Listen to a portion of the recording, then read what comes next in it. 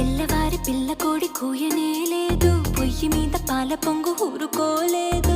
ఇంటిల్లి పాదిగా కోరింది కోరిక, మేలు కొల్ప దివ్యమైన కాఫీ కప్పు ఎక్కడా? ఇంత వింత తొందరింకా ఆగబోనంది, సర్రుమంటూ కాఫీ క్రేజీ ఎక్కిపోతుంది.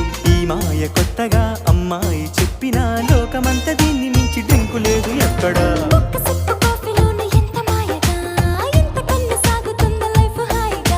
పొద్దు పొడిచి పొద్దు గోకి దాకా తోడుగా, కప్పు కప్పుకొక్క కొత్త అర్థముందిగా.